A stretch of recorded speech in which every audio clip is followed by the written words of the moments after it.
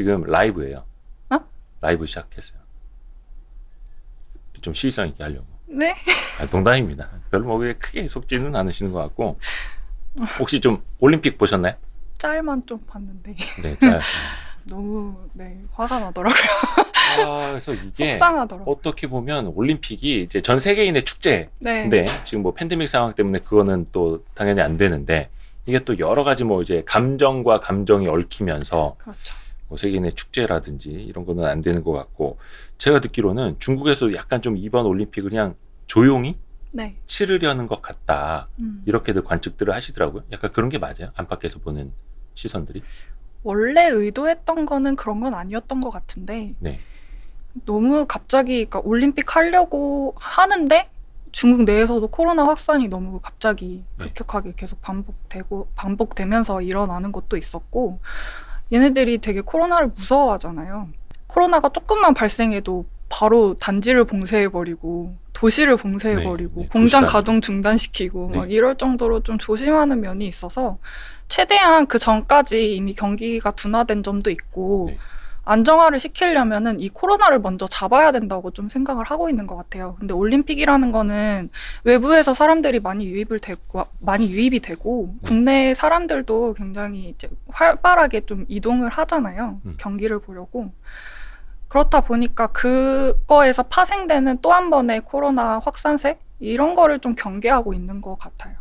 그게 그러면 올림픽 때문에 조금 직전에 더 락다운이라든지 이런 걸 좀 심하게 했다고 볼 수 있는 거 아니면 그냥 전체적인 경제 상황을 관리하느라고 그런 걸까요?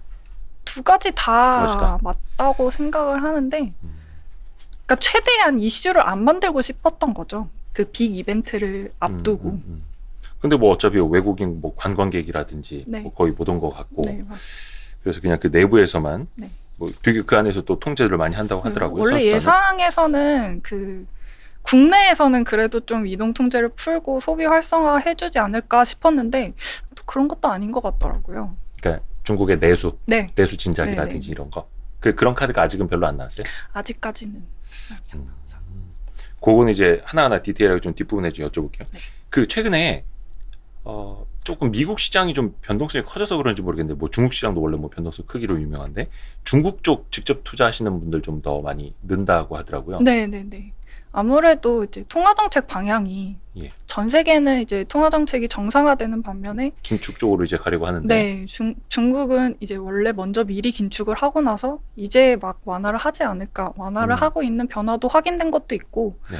그런 거에 대해서 이제 경기 부양 기대감과 함께 이제 좀 투자가 좀 몰리고 있는 것 같아요. 오히려 그쪽으로 네. 거기는 돈이 풀린다 네. 이러면서 네. 또 우리나라에서도 그 조금 기대하고 있잖아요. 왜냐하면 이제 중국 관련 기업들도 좀 많이 있기 때문에 그렇죠. 중국이 좀 경기 부양책을 쓰지 않겠느냐. 네.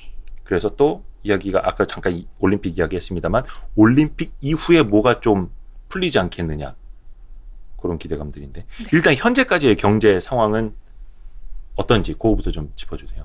2021년 중국 증시 말씀해 주셨다시피 굉장히 부진했어요.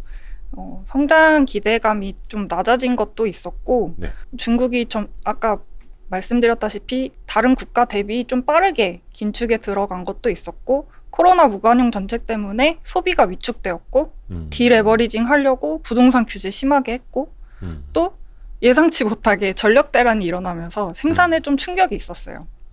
이런 세 가지의 요소들이 좀 복합적으로 작용을 하는 바람에 이제 중국 경기가 2020년에 전 세계에서 코로나 가장 먼저 빨리 회복을 해서 경기가 활성화했음에도 불구하고 그렇죠. 2021년 1분기에 이제 GDP 성장률 18.3% 찍고 이제 쭉 7.9, 4.9, 4%까지 둔화를 한 상황이란 말이에요. 그래서 지금 가장 큰 문제가 되는 거는 아무래도 소비가 될 수밖에 없을 것 같아요. 중국 내수 소비. 중국이 정말 뭐 아까도 언급드렸다시피 한 명의 확진자만 발생해도 그 전체 단지를 막 락다운 시켜버리니까. 네, 락다운 시키고 전체 막 코로나 검사 진행하고 그런 식으로 진행을 하다 보니까 공장 가동 중단되면 거기서 일하는 사람들 소득 줄어들 거고 그렇죠. 소득이 줄어들게 되면 아무래도 소비가 위축될 수밖에 없는 상황이기 때문에 그래서 2021년 소매 판매 총액이 1.7%까지 둔화를 했어요. 거의 뭐 성장을 안 했다시피. 1.7%라면 네. 이제 전년 대비. 네네네. 그래도 조금 긍정적으로 바라볼 수 있는 사안은 네. 공급난은 좀 개선되고 있는 모습이라는 공급망. 겁니다. 네. 예. 그러니까 얘네도 여러 이렇게 방역 정책을 강하게 하고 나서 공급 충격 겪고 이러다 보니까 이제 이렇게 계속해서는 안 될 것 같다. 나름대로 얘네들 내부에서 방역 조치를 좀 이제 조절을 한 거예요. 그래서 이제 산업 생산이 조금씩 이제 둔화되는 게 약화되고 있었고 또 중간에 이제 전력 대란이 발생했던 것도 사실 진짜 전기가 부족해서였던 것도 일부분은 있지만 네. 정말 주된 원인은 이제 지방 정부에서 그 탈탄소 목표치를 네. 달성을 하려고 의도적으로 공장을 이제 끄라고 하면서. 중단을 시킨 거기 때문에 그런 3분기 이제 그 성과를 결산하는 시즌이 지나면서 이제 10월을 기준으로 이제 좀 개선되면서 이렇게 상승하는 모습을 보이고 있는 공급망은 거죠. 조금씩은 해소가 되고 있고. 그렇지만 이제 수요는 정말 안 좋다. 그 선행지표라고 하는 PMI 보시면은 신규 수출 주문은 지금 9개월째 경기 위축이고 신규 주문, 그러니까 국내 주문도 6개월 연속 경기 위축 국면에 있는 상황이거든요. 중국의 PMI도 구매 관리자 지수 이렇게 우리가 해석을 하면 될까요? 네네네. 그래서 그거는 중국의 지금 가장 큰 문제는 소비다. 그러니까 공급망과 생산은 조금씩은 이제 풀리고는 있는데 아직까지 회복 움직임이 보이지 않는 게 소비. 그거는 이제 방역 정책하고도 이제 맥을 같이 하는 거라서. 그렇죠. 사실 그 춘절이나 올림픽 이런 빅 이벤트들이 이제 같이 몰리면서 그래도 이제 얘네들이 내수 활성화를 하려고 이동 통제를 좀 완화할 거라고 생각을 했었는데 생각보다 오히려 더 세게 하고 있는 거 아니에요? 오히려 더 세게 했었죠. 네네네. 그러면 일단은 그 뭐 여력은 있습니까? 이거를 좀 풀어줄 만한? 네, 그래서 이제 얘네가 조기 긴축을 진행을 했었죠. 네. 그러고 나서 이제 12월 달에 경제 공작 회의를 진행하면서 거기서 보고서에서 한 얘기가 원래 중국이 항상 자기네들 경제는 안정적으로 회복하고 있다. 라는 말을 계속 했었어요. 근데 12월에는 3가지 충격에 직면해 있다. 그 3가지 충격이 뭐냐면 수요 위축, 공급 충격, 기대 약화. 이 3가지 문제. 기대 약화. 네. 기대감이 좀 수요 없어졌다는 공급은 거죠. 알겠는데 기대가 약화된다는 건 뭐예요? 그러니까 경기가 좋아질 거라는 기대감이 약화된 거죠. 그러니까 안 좋아질 거라고 보는 시각이 더 많아진 거죠. 어떤 뭐 심리 지수 같은 것들. 그래서 이제 12월 달에 그렇게 3가지 문제에 직면을 했다고 얘기를 하면서 이제 통화 정책을 조금 완화할 수 있는 그런 점을 시사를 했어요. 원래 인민은행 통화 정책 보고서에서도 그 유동성 자체를 그 유동성 수문을 관리하겠다. 약간 이런 식으로 이런 표현을 쓰는데, 그러니까 유동성을 넘치지도 적게도 않게 합리적인 수준에서 유지를 하겠다. 그 수준은 어디까지냐? M2랑 사회 대출 총 증가율이 명목 GDP 수준까지 맞추겠다. 이런 내용이었는데 이번에 그런 내용도 삭제가 됐어요. 그러고 안정적인 통화 정책을 하겠다라는 것을 굉장히 강조를 했는데요. 그게 12월까지의 움직임이었고 그러면서 안정적으로 통화 정책을 관리하겠다라는 거는 명목 GDP 증가율보다 과하게 그러니까 통화량이 더 늘어나지 않도록 과하지 않게 관리하겠다라는 게 12월까지의 버전? 네, 그렇죠. 그랬는데 이제 12월 달에 그렇게 경기가 안 좋다는 거를 인지를 하고 나서 12월 말쯤에 이제 지준율을 한번 인하를 해요. 그러고 나서 그게 12월 말이었던가요? 지준율 인하가? 12월쯤에 지준율을 인하를 하고 LPR 금리 1년 물짜리를 또 인하를 해요. LPR 금리라고 하면 우리로 따지면 그냥 기준금리라고 이해하면 되는? 중국의 사실상 기준금리죠. 그렇게 지준율 인하하고 금리를 한번 인하를 했는데 그 뒤여서 1월 달에 중기 유동성 지원 창구라는 MLF 금리를 또 10bp를 인하를 해요. MLF 금리? 이 MLF 금리가 그 대출 의대 금리에 약간 기반이 되는 금리거든요. 대출 의대 금리가 MLF 금리 기반에서 은행의 가상 금리가 더해져서 책정이 돼요. 그러니까 어떤 뭐 기본 금리 네, 약간 그렇기 이렇게 볼 수 때문에 있는. 이제 MLF 금리가 10bp가 인하가 되었다는 거는 LPR 금리가 10bp 정도 인하가 될 수 있다는 가능성을 얘기를 한 거죠. 0.1%포인트 네. 정도. 그 MLF 금리가 17일 날 발표가 되었고 그 뒤어서 이제 20일 날 LPR 금리가 발표가 됐는데 1년물은 MLF 금리랑 같이 10bp가 인하가 되었고 5년물은 5bp만 인하를 했어요. 그 이 5bp만 인하를 한 이유도 있는데요. 네. 그 LPR 5년물은 모기지 대출이랑 관련이 있는 금리이기 때문에 네. 사실 이거를 인하할까 아닐까 되게 좀 관심사였어요. 그러니까 이거를 인하한다는 것은 어떻게 보면 부동산 규제를 완화를 할 의지가 있다라는 얘기니까. 5년물 금리 네. 경우에. 예. 그렇기 때문에 이거를 10bp 똑같이 인하를 할지. 원래 과거에는 항상 이제 10bp를 인하를 하면은 둘 다 1년물, 5년물 모두 10bp를 인하를 했었는데 이번에는 만약에 5년물 LPR 금리가 인하가 되지 않는다면 중국은 계속해서 그런 강력한 부동산 규제를 유지를 할 거라는 의지를 반영을 하는 거고 10bp를 인하하면 부동산 시장 부양하겠다라는 네.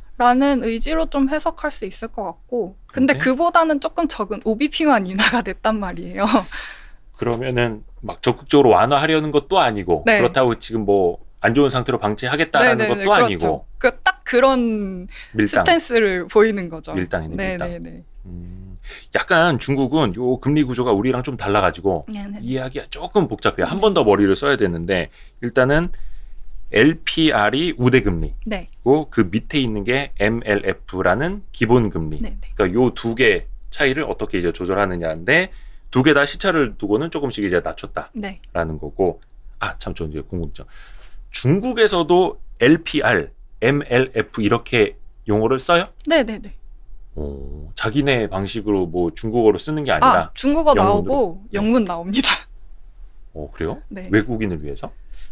딱히 그런 건 아닌 것 같은데 그냥 표기 방법을 걔네도 저는 그런 그래서 식으로 약간 쓰더라고요. 이걸 서구권에서 이렇게 LPR, MLF 이렇게 부르는 건가 싶었는데 오히려 아니요, 중국에서. 네, 중국 내부에서도 기사에 LPR 금리, 뭐 MLF 금리 이렇게 나옵니다. 일단 뭐 중국어도 얘네도 어렵고. 중국어도 길다 보니까 그래. LPR 금리 쓰는 게 본인들도 편하겠죠. LPR 금리는 중국어로 뭐라고 해요? 제가 갑자기 그렇게 물어보시니까 생각이 안 나는데. 중학교부터 그 대학교까지 다니셨다고요. 그러니까 이런 거죠. 이래서 LPR. 그래서 부끄러워지. 영어의 우수성. 좋습니다. 해서 네. 그거는 이제 금리 수준을 가지고 네. 어떻게 보면은 조금 12월까지의 스탠스랑은 확연히 좀 달라지는 모습. 긴축으로 가는 건 일단 스톱을 했고 조금 더 완화적인 스탠스로 옮겨가고 있는 거고 문제는 이제 앞으로잖아요. 네. 앞으로는 그러면 이거를 조금 더 완화적인 기조로 부양 기조로 가려는 건지 그걸 봐야 될 텐데. 근데 이 1월에 이렇게 인하를 한 것도 사실 시장에서는 되게 실망감이 컸어요. 그래요? 더 크게 부양할 줄 알았는데 네. 생각보다는 절대적인 수준이 좀 낮았던 거죠. 잠깐만요. 하나 더 궁금한 게 시장에서의 실망감이라는 건 네. 중국 내에서의 시장? 네, 아니면 외인들의 반응? 중국 시장, 중국 시장에서, 주식 시장에서. 주식 시장에서 움직임? 네. 원래 그러니까 금리를 인하하면은 사실 주식이 올라야지 맞는 건데 네. 그 전에 경기 부양 기대감이 많이 반영이 되고 네. 오히려 LPR 금리가 딱 발표된 이후에 엄청 떨어졌어요. 그러니까 좀 실망감이 컸던 거죠. 그래요.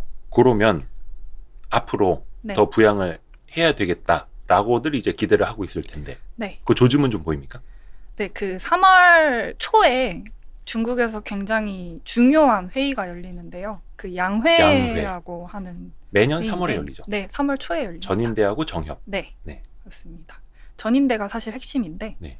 그거 개최에 앞서서 이번에 그 각 지방 정부에서 먼저 양회를 선제적으로 진행을 하게 돼요.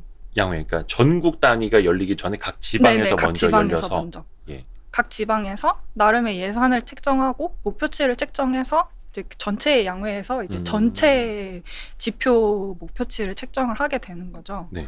그래서 이 지방정부 그 양회 내용을 좀 살펴보면 3월 초에 있을 양회 내용도 살짝 예상을 해볼 수가 있는데 이번에 각 지방정부에서 다 똑같이 얘기했던 게 경기 안정화가 최우선이라고 얘기한 거예요. 안정화. 경기를 안정화시키겠다. 안정화면은 뭐예요? 이게 약간 과열을 좀 잡아야 된다, 진정시켜야 된다라는 거 아니면은 좀 침체를 올려야 된다. 아 그런 식의 네. 안정. 그러니까 이게 더 약간 이상의 침체는 막겠다.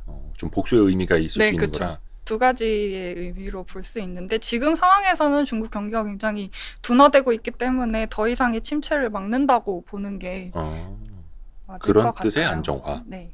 그러면 그게 이제 3월에 열리는 전인대에서도 네. 이어지겠네요. 네, 그렇죠.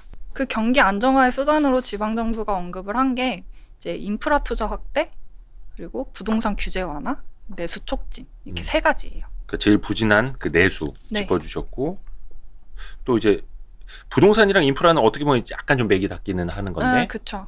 보자면 그 인프라 투자 목표치는 전년도보다 상향 조정했는데 내수 목표치는 하향 조정했어요. 그러니까 내수를 올리고는 싶은데 상황상 여의치가 좀 않은 상황인 걸로 보여져요, 저는. 그래서 일단 투자에 조금 더 집중을 해서 경기를 부양을 하겠다. 약간 이런 방향으로 보여지거든요. 약간 SOC 투자라든지 네. 정부가 직접적으로 예산을 투입을 해서 네. 뭐 빠르게 일으킬 수 있는 분야부터 좀 그렇죠. 물량 공세를 네. 할 수 있겠다. 그게 이제 인프라고. 네. 중국 인프라 투자가 작년에 되게 부진했어요. 워낙 2020년에 그 1분기에서 2분기를 가려는 그 사이에 네. 경기 부양을 하려고 되게 투자를 많이 진행을 했었거든요. 네. 그래서 이게 상반기에 몰리다 보니까 하반기에는 안 하고 2021년에는 그 긴축하느라고 안 하다가 또 하반기에 그 인프라 투자 관련한 지방채 발행 규모를 집중했단 말이에요. 네. 그래서 이제 인프라 투자가 계속 이렇게 쭉 좀 가파르게 부진했었는데 그걸 좀 부양하겠다. 그걸 좀 풀겠다. 좀 투자를 적극적으로 진행을 하겠다. 이런 걸로 보여져요. 부동산 관련된 부양책이라면 이거는 작년 말쯤 우리가 많이 들었던 뭐 홍다 네. 사태라든지 그런 데서 이제 이어지는 거기는 한데 일단 기본적으로 부동산 경기가 안 좋으니까 그렇게 무리하게 투자를 했던 홍다그룹 같은 데들도 이제 뭔가 좀 부메랑을 맞은 거기는 할 텐데 요거는 그럼 어떤 식으로 부양할 수 있다는 거예요? 이게 중국이 그렇게 그 중국 개발업체들이 돈을 엄청나게 땡겨가지고 이제 부동산을 짓기 시작을 해요. 그러면서 이제 부채 비율이 엄청나게 높아졌는데 그거를 이제 그게 이제 시스템적인 리스크로 번질 위험이 있어서 이제 중국 당국에서 선제적으로 좀 디레버리징을 진행을 한 거죠. 그러면서 이제 홍다 사태가 발생을 한 건데 그렇게 되면서 이제 시장 압력이 계속 가중이 되고 있었잖아요. 부동산 개발업체들 대출 길이 다 막히고 판매 면적, 분양 면적 이런 거 다 떨어지고 이런 식으로 되다 보니까 그것까지는 괜찮은데 문제는 이제 이런 부실 업체들이 진행을 했던 건설 프로젝트들이 서민들이 이미 분양을 받았는데 이 건설 프로젝트가 진행이 안 되는 상황이 발생을 하는 거예요. 그럼 이제 서민들에게 돌아오는 피해가 그러면은 서민들한테 피해가 돌아오는데 중국이 이 서민들의 민생 개선을 지금 되게 중요하게 생각을 하고 있단 말이에요. 그래서 이거 이렇게 더 이상 그냥 냅뒀다가는 정말 서민들한테 큰 충격이 오겠다라고 생각을 해서 이제 홍다는 이제 직접적으로 이제 그 리스크 관리 위원회들을 만들어 가지고 이제 질서 있게 파산을 할 수 있도록 진행을 하고 있는 거고 이제 우량 기업들을 대상으로 이런 부실 프로젝트를 위해서 대출을 하는 거라면 그 대출은 좀 완화를 해주겠다. 지금 부채 비율이 그래도 그 3대 레드라인에 부합한 정도의 기업이라면 너네가 부실 프로젝트를 인수하려고 대출하는 거는 받아줄게. 그리고 그거는 대출 비율에 포함하지 않아줄게. 이런 식으로 이제 규제를 완화하고 있어요. 그래서 결국 그 부실에 빠진 그 부동산 프로젝트들을 그냥 다 없애버릴 수는 없으니 없죠. 그거를 조금은 되살려야 하고 그걸 인수하기 위한 필요한 자금들은 어떤 뭐 그 레드라인이라고 이제 중국은 표현을 하더라고요. 네네. 어떤 특정한 규제 선을 넘는 네네네네. 거에 대해서는 일시적으로 조금 눈 감아주겠다. 내수는요? 내수는요? 네. 아까 이제 세 가지 이야기를 한 게 인프라, 부동산, 내수. 네. 그 내수를 얘기를 하려면 가장 이제 부진한, 그리고 또 지금 팬데믹 상황에서, 그렇죠. 그리고 계속해서 이제 통제를 하는 상황에서 살아나기가 더 힘든 내수. 네. 근데 내수가 지금 당장은 좀 어렵잖아요. 회복이. 그렇죠. 그래서 우리나라도 마찬가지고. 네, 그래서 단기적으로 봤을 때는 그 내수주가 바로 좀 좋아지기는 어려운 상황이고, 그래도 조금 긍정적으로 볼 수 있는 점은 이게 물가 보시면은 PPI가 좀 떨어졌어요. 아직 생산자 물가 지수가. 네, 아직 높은 수준이긴 한데 이 전방 기업들이 그 생산자 물가가 올라감에도 불구하고 소비자 물가는 되게 낮잖아요, 지금 중국이. 네. 그 이유가 전방 수요가 없어서 그런 전방 기업들이 가격을 인상할 수가 없는 상황인 거예요. 어떤 소비재 기업들이. 네. 네. 그 가격 전가를 할 수가 없는 상황이었던 거죠. 그래서 그러니까 마진 부담이 되게 컸는데 생산자 물가는 올라가고 있는데 네. 내수 자체가 소비가 안 좋으니 판가를 올리기도 힘들고 그런 상황이었는데 이게 꺾임이 확인됨으로써 그래도 전방 기업의 수익성 부담이 조금은 이제 완화가 될 수 있지 않을까라는 점에서 지수가 좀 꺾이면서 네. 그런 점에서 이제 내수주의 수익성 개선이 조금 기대가 되고 있는 상황이고요. 그거는 이제 뭐 최악은 면했다 막 이런 거네요. 네네네, 그 정도로 볼 수 있을 것 같아요. 마진이 더 좋아진다가 아니라 네네네. 마진이 안 좋아지는 흐름은 좀 끝날 거다. 그래서 단기적으로는 진짜 실적이 좀 확실한 블루칩주나 아니면 정말 필수 소비재를 담당하는 이제 파는 기업들 주가가 조금은 개선되지 않을까라고 좀 기대를 하고 있습니다. 필수 소비재라면 대표적으로 뭐 음식료라든지 이런 것들인데 네네네, 그런 것들은 그렇습니다. 좀 가격 정가가 조금 용이한가요? 다른 것들에 비해서? 다른 것들에 비해서 조금 움직임은 있는 것 같아요. 네. 그 조미료 기업이라는 그 해천미업도 가격 인상을 하겠다고 얘기를 한 것도 있었고, 근데 그것도 사실 수요가 진짜 탄탄하게 받쳐줘야지 이게 용이하게 진행이 되는데 그 부분은 조금 더 지켜봐야 될 것 같아요. 뭐 필수 소비재라고 합니다만 그 음식료, 식음료 가격을 올리는 게 사실 우리나라에서도 그렇게 쉬운 일은 아니잖아요. 그러니까 여론도 있고 또 민생하고도 연결되는 거라서 중국 같은 경우에는 분위기가 어때요? 이런 필수 소비재 음식료들 중국도 안 좋죠. 특히 거기는 이제 사회주의 국가니까. 워낙 그런 생활하는 데 있어서 물가가 그렇게 높다고는 생각하지 않거든요. 전기료도 굉장히 낮은 편이고 그래서 소비재가 그렇게 가격을 올린다고 하면 여론이 좀 안 좋아질 가능성이 더 크죠. 어찌됐든 그거는 기업들로서도 조금 항상 부담은 안고 있는.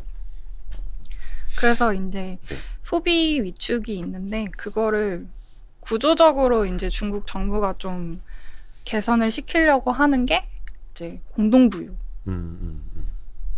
말씀을 드려야 될 것 같아요. 공동부유는 거의 2021년 중국 정책의 화두였죠. 네, 공동부유라고 하면은 보통 다들 이제 어떻게 잘 나눠 먹을 건가 공평하게 이런 식으로 많이 받아들이시는 것 같은데 시진핑이 말하는 공동부유는 시장을 키우는 동시에 잘 나누겠다는 거.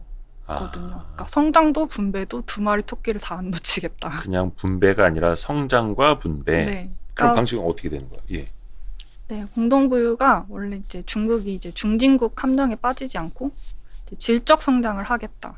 그러기 위해서 이 공동부유를 하겠다는 건데, 그러니까 아까도 계속 제가 앞서서 말씀드렸다시피 이 민생을 개선해야 되는 상황이잖아요. 그래서 작년에 있었던 빅테크 규제, 부동산 규제, 사교육 규제, 게임 규제 이런 것들이 다 민생과 관련이 있는 산업들이거든요.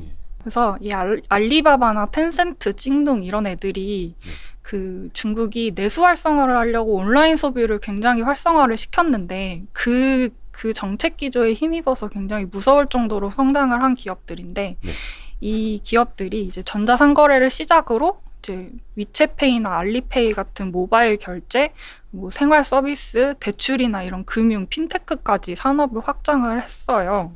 그러다 보니까 이제 디지털 경제 관련 시장에서 얘네들이 독과점 체제를 좀 형성을 하게 되고, 이런 점들이 공정한 시장 경쟁을 방해한다. 그러고 소비자들한테 물건을 팔 때 꼭 두 가지 중에 한 가지만 선택하라는 그런 옵션을 이제 강요를 하는, 이런 소비자들의 권익을 좀 침해하는 문제들이 좀 발생을 했어요. 그러니까 독과점 지위를 이용해서 네. 소비자 선택권을 제한하는. 네네네, 그렇죠.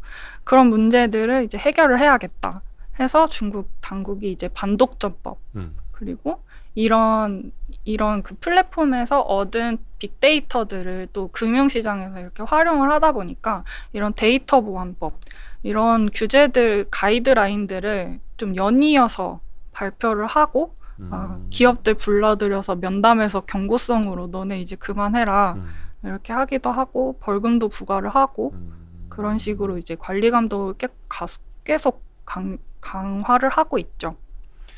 빅테크에 대한 반독점 규제는 뭐 우리나라나 미국이나 유럽이나 네, 중국이나 거의 뭐 전 세계적인 네.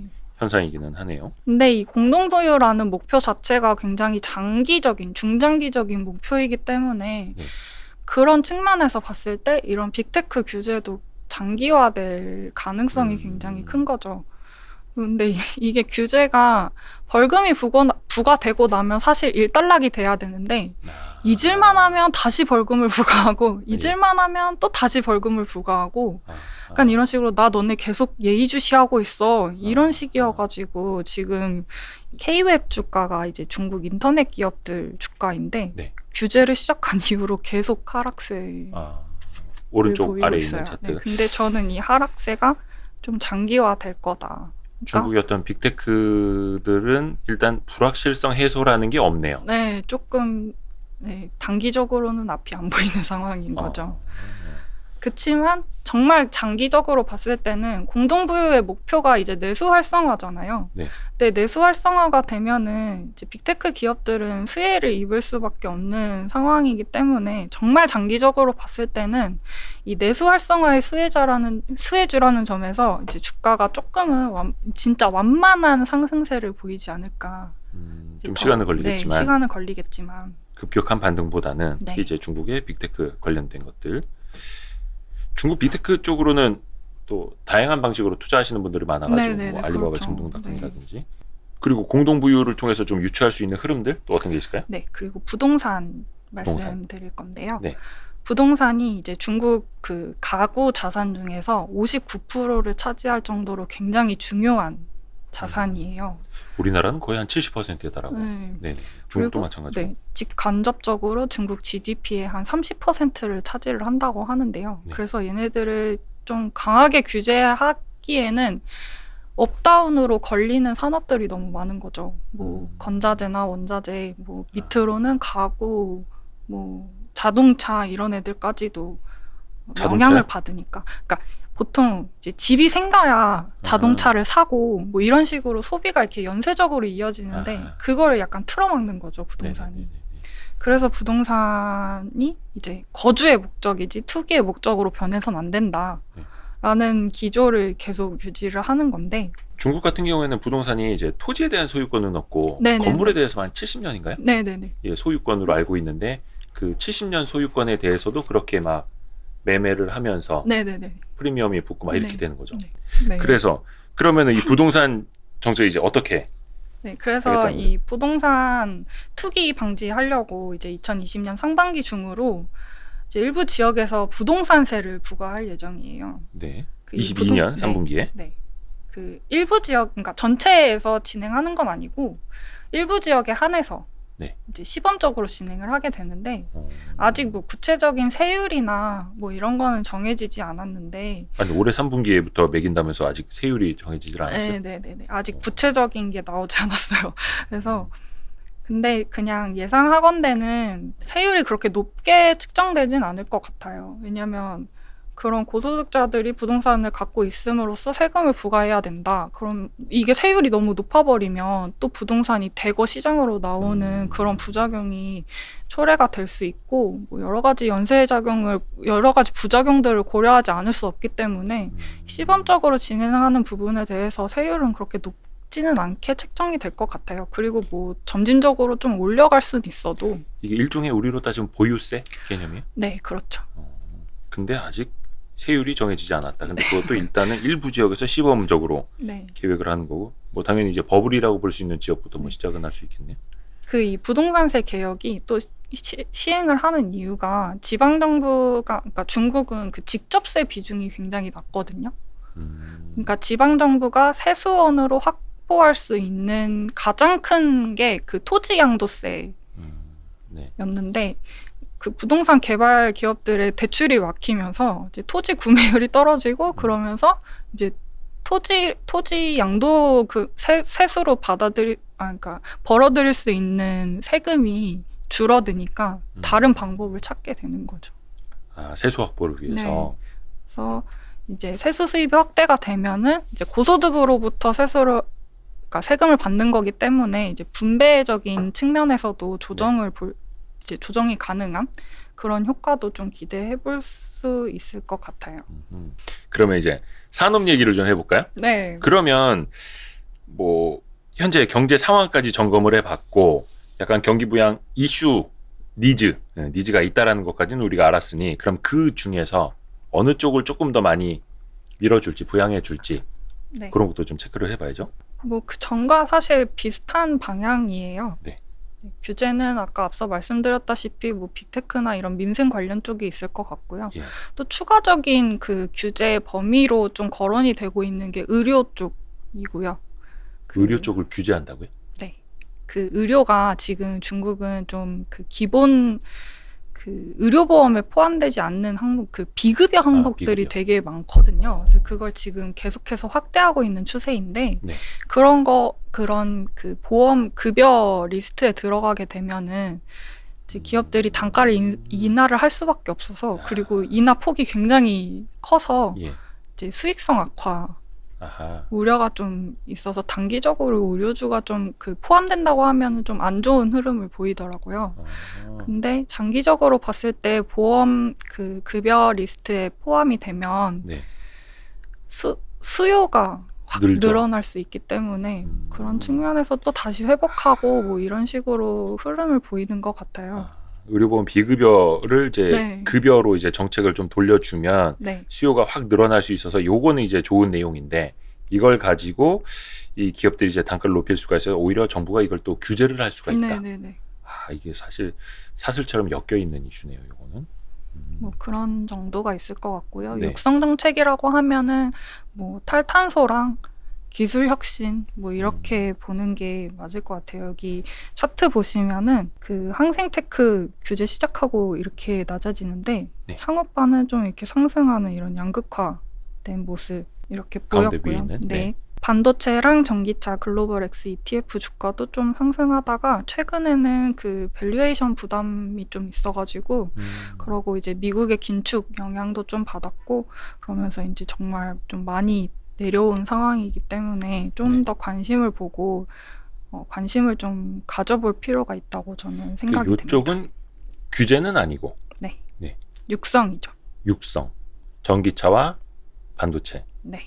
쪽으로는 요 반도체도 어차피 이제 자국 내 이야기이긴 할 텐데. 네네, 자국내죠. 그래서 먼저 탈탄소 그 2021년에 규제를 많이 했기 때문에 네. 2022년에는 그 공동부유도 분배보다는 성장에 조금 더 주력을 하겠다고 이제 입장을 표명을 했어요. 중국 당국에서. 분배보다는 성장. 네, 그러니까 규제는 조금 완화될 수 있고 육성에 대한 지원은 조금 더 늘 수 있지 않을까라는 생각을 해볼 수 있을 것 같고요.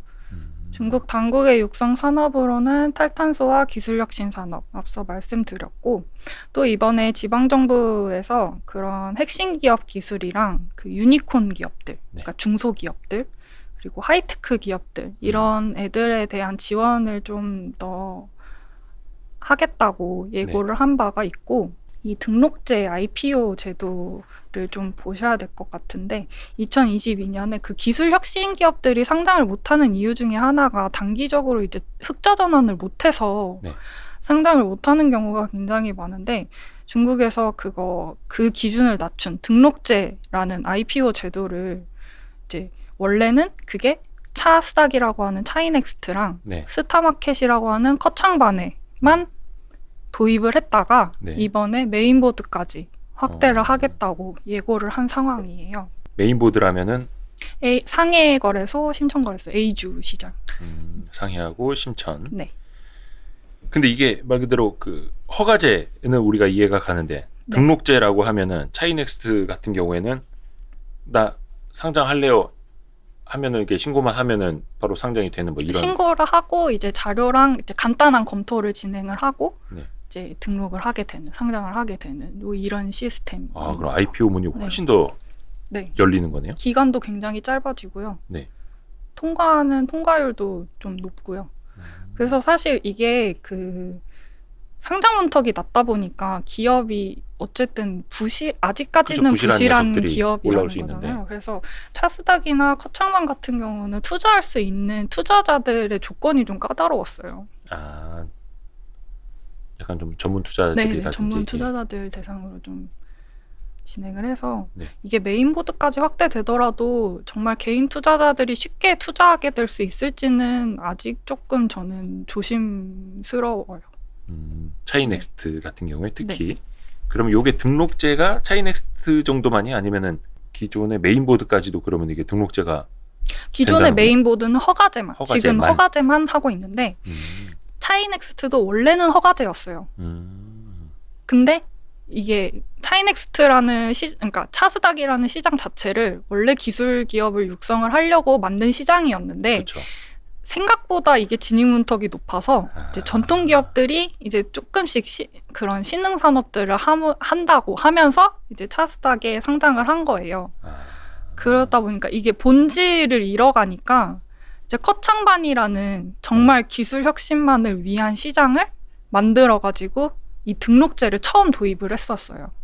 그렇게 시범 진행을 하다가 이제 차스닥에도 이거를 해보자 해서 차스닥까지 확대를 한 거고 이제는 메인보드까지 하겠다. 생각보다 무리 없이 돌아가니까 이거를 메인보드까지 확대 적용하겠다라는 뜻이거든요.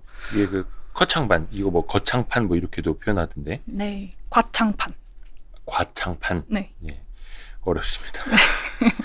과창판뿐만이 아니라 이제는 차이넥스트, 그 차스닥까지도 이제 등록제 하고 있고 이제는 앞으로는 메인보드까지 확대할 거다. 등록제를. 네.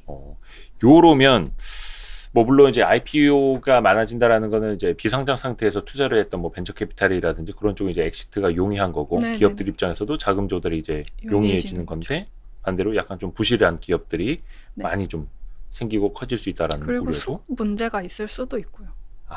IPO가 많다 보면은 수급에 영향을 받게 되죠. 그래서 약간 그 차스닥이라든지 과창판 같은 경우에는 투자자들이 훨씬 더 유의해야 하는 그죠.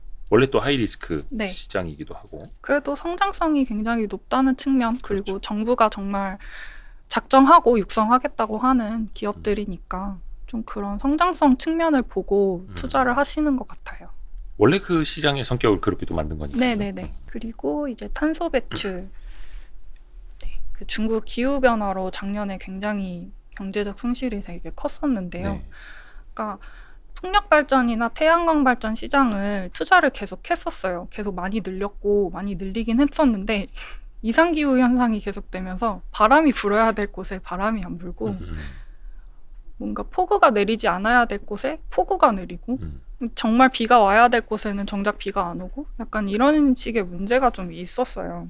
그래서 탈탄소의 중요성이 조금 더 부각이 된 상황이었고 그래서 이제 중국이 이런 탄소 배출을 좀 조정을 하려고 이제 에너지나 공업, 운송 이런 탄소 배출 많이 하는 산업에 대해서 이제 탄소 배출량을 규제를 하고 있고 이제 풍력이나 태양광 이런 재생에너지에 대한 투자는 굉장히 적극적으로 확대를 하고 있는 상황입니다. 전 세계적인 흐름하고 크게 다르지는 않네요. 그렇죠?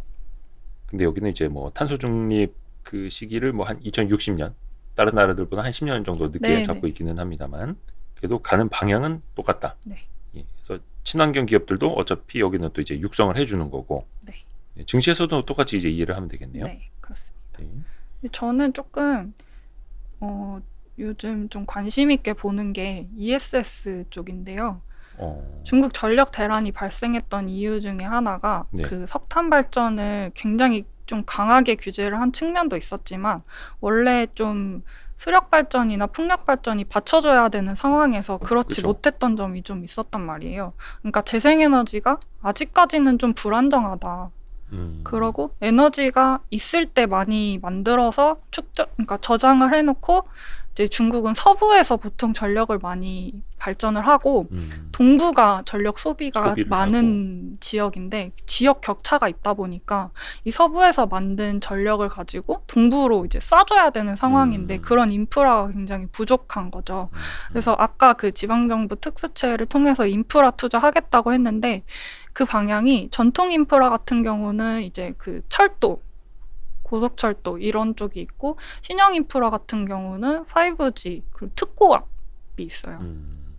그 특고압 이런 ESS 쪽을 많이 좀 활성화를 시켜놔야 이제 재생에너지가 투자한 만큼의 효과를 저는 낸다고 생각을 하거든요. 네. 그래서 이런 부분에 조금 좀 관심 가지고 보아주시면 좀 투자의 기회가 있지 않을까. 특히 에너지 저장 시스템 ESS 쪽으로. 네. ESS 특고압. 특고압. 네. 그거는 어떤 뭐 전선. 네. 전력망. 네, 전력망. 이쪽 산업으로. 네. 네, 그리고 친환경 교통. 친환경 교통? 네, 이거는 전기차를 포함해서 뭐 수소차도 될 수 있고. 예. 그냥 뭐 재생에너지에 관련된 교통수단, 뭐 전기 버스가 될 수도 있고 그런 식으로 이제 그런 수단을 2030년까지 40%까지 확대를 할 예정입니다. 중국 당국에서. 근데 중국이 그 전기차 보조금은 좀 삭감을 했다면서요? 네, 이제 올해가 마지막 보조금을 탈 수 있는 마지막 해인데 2022년이? 네. 그럼 그 다음에는 전기차 보조금을 안 줘요? 네. 그게 그러니까 육성 의지는 있는데 그걸 안 줘도 알아서 잘 팔리고 사람들이 알아서 잘 사니 어느 정도까지는 네, 시장이 올라왔다고 판단을 하는 거죠. 아, 중국의 전기차 시장이 네. 어느 정도 이제 형성이 됐다. 네. 그러면 요거는 조금 뭐 전기차 보조금을 삭감하는 이슈는 부정적으로 볼 수는 없는 거예요, 그러면? 부정적이죠. 완성차 기업 입장에서는. 완성차 기업에게는 네. 부정적인데. 네. 그게 보조금이 삭감되다 보니까 그 테슬라에서도 그렇고 가격 인상한다고 하더라고요. 네네. 그런 측면에서는 이제 완성차 기업 같은 경우는 경쟁 자체도 지금 너무 치열해지고 있고 네. 그렇다 보니까 전기차 완성차보다는 저는 차라리 소재, 부품 이쪽이 조금 더 그런 쪽보다는 네네네.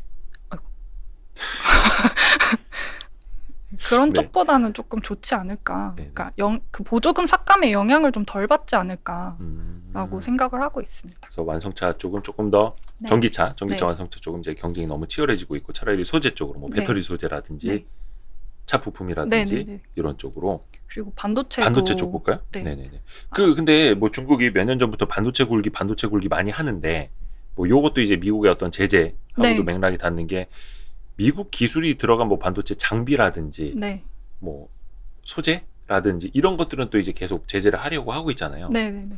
근데 독자들은 그냥 그거 없이도 중국 내에서는 어느 정도 가능할 거다라고 보는 반면에 또 발전을 하더라도 뭐 예를 들어서 우리가 5년 전에 쓰던 컴퓨터 수준의 것을 이제 만들어서 써야 되는 막 요렇게도 막 보는 분들도 있고.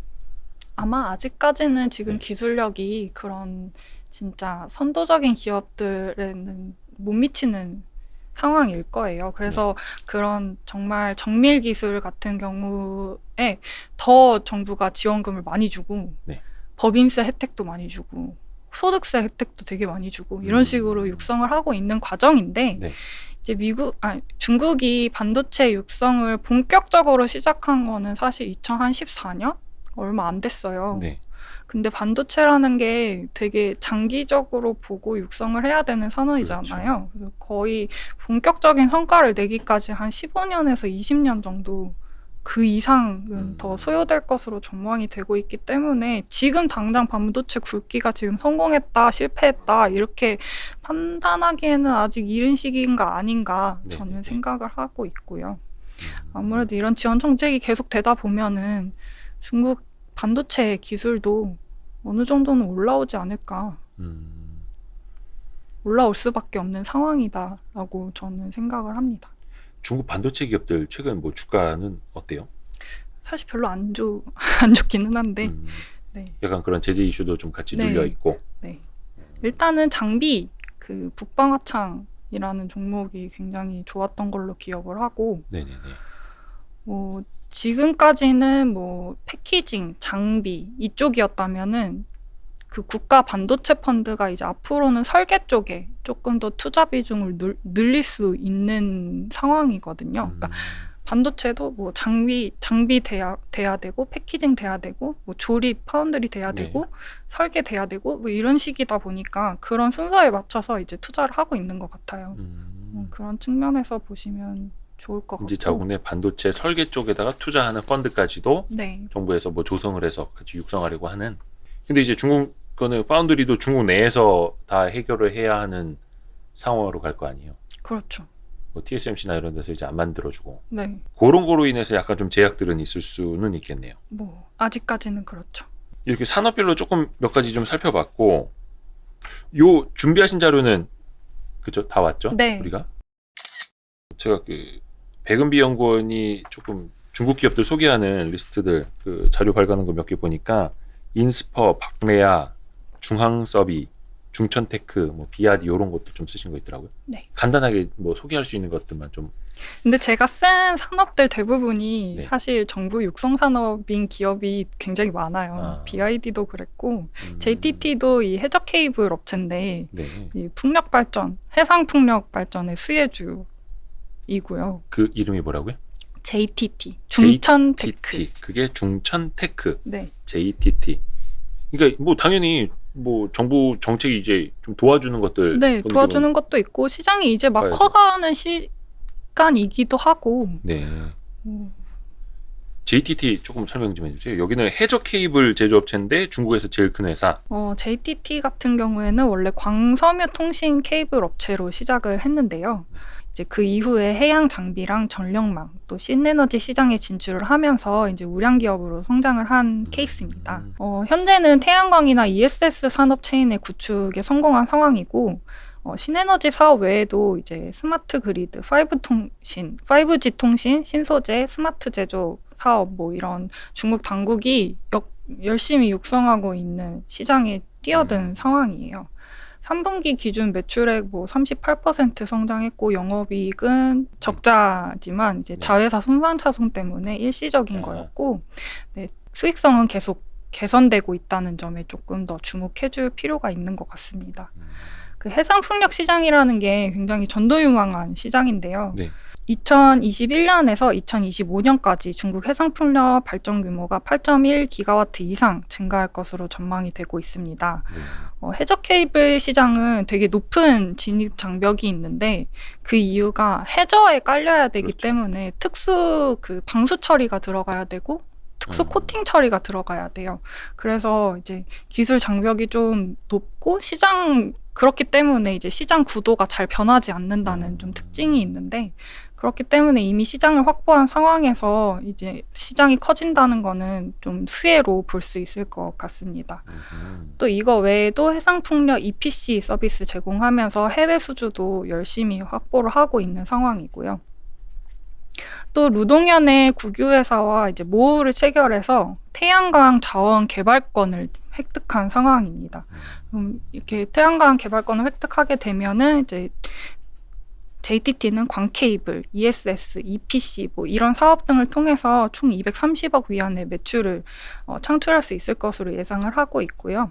ESS 산업은 시장은 중국이 또 열심히 육성하고 있는 산업이기 때문에 향후 5년간 10배 이상 증가할 것으로 전망이 되고 있는 상황입니다.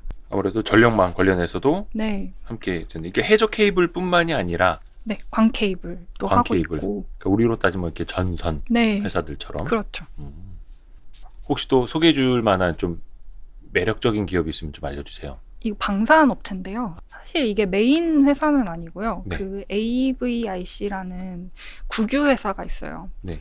그 회사가 이제 중국 그 스텔스기를 제조하는 회사인데 걔가 가지고 있는 자회사가 굉장히 많아요. 그러니까 방산 시장, 전투기 시장 이쪽을 꽉 잡고 있다고 생각하시면 될 것 같은데 그 중에 상장된 회사가 얘인 거죠. 이름이 뭐라고요? 중앙섭이.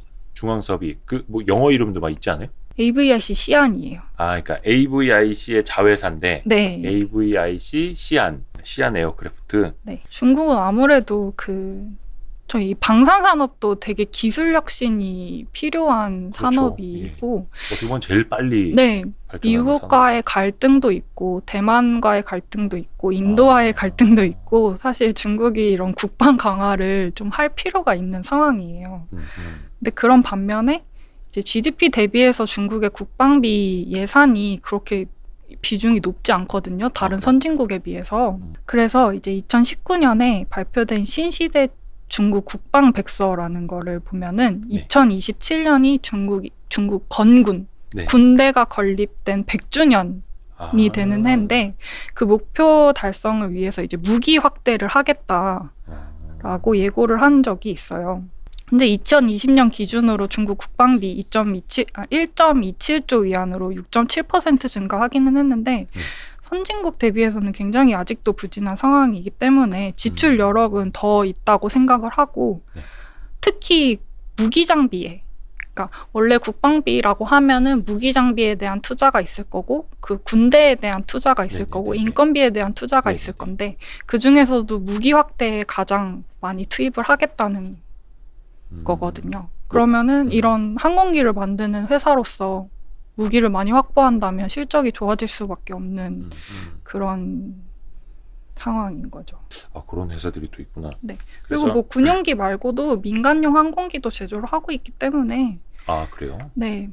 민간용 항공기 제조하면은 이제 지금은 코로나19 때문에 항공 여객 수송량이 줄어들었지만 이 이동 통제가 좀 풀리고 나면은 화물이라든지 뭐 여객이라든지 이런 거는 늘어날 수밖에 없는 상황이기 때문에 뭐 민간이든 군용이든 다 두 군데서 모두 성장할 수 있는 기업이라고 생각이 됩니다. 거의 뭐 미국으로 따지면 뭐 보잉, 로키드 마틴 역할 다 하고 있는. 이거 말고도 사실 상장 자회사가 몇 개 있긴 한데 저는 일단 이거를 박레아는 이게 화장품 브랜드 이름이에요? 네, 뽀라이아라고 하는데요. 꼬레야? 뽀라이아. 아, 예, 모르겠다. 네. 근데 거기는 뭐 좀 여기가 제일 유명한 브랜드 회사예요, 뭐예요? 네, 이게 되게 중국에서 유명한 스킨케어 브랜드인데요. 스킨케어가 굉장히 유명한 걸로 저는 알고 있었는데 색조 화장 쪽에도 요즘에 좀 많이 열심히 하고 있는 것 같아요. 또 우리나라는 지금 이제 화장품 기업들 주가가 많이 안 좋은 이유가 이제 중국에서 안 된다 이거잖아요. 그러면 중국 화장품 기업은 잘 되냐 이거 보고 싶거든요. 네, 화장품도 약간 소비 양극화가 일어나고 있는 것 같아요. 아예 프리미엄 라인이라든지 아니면 아예 싼 거. 가성비가 있는 제품이라든지 이런 쪽이 있는 것 같은데 일단 중국의 화장품 보급률 자체가 그러니까 화장을 하는 비율 자체가 한국보다는 많이 낮은 편이라서 아직 성장할 수 있는 여력이 충분하기도 하고 우리나라도 요즘에는 남자분들도 이제 화장에 관심 많이 가지시잖아요. 그렇죠. 중국도 똑같이 이제 Z세대 중심으로 남자들 중심으로 이렇게 화장품에 대한 수요가 이제 이런 미에 대한 의식이 조금 개선이 되고 있는 추세여가지고 이런 아직 성장할 수 있는 여력들이 좀 넓다고 생각이 되고 틱톡이나 웨이버 같은 라이브 커머스도 굉장히 열심히 진행을 하고 있고 그런 데서 유입되는 유입량이 굉장히 많다고 해요, 요즘에. 네.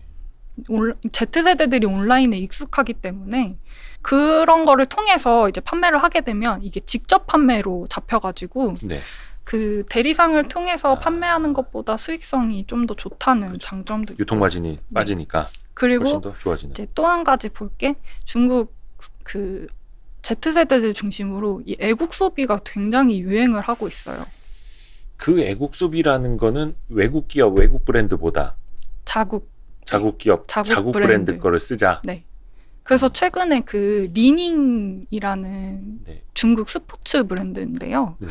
걔네도 주가가 엄청 상승을 했고 그 11월 11일 광군제라고 하는 중국 반 블랙 프라이데이 그때도 그 자국 브랜드 소비가 굉장히 크게 늘어난 걸로.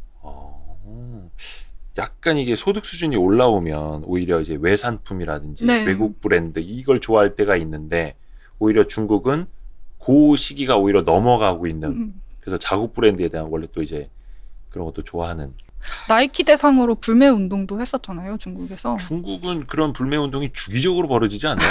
외국 차 위에 이번에 올라와서 굉장히 강하게 들어가가지고 나이키 네. CEO가 와가지고 네.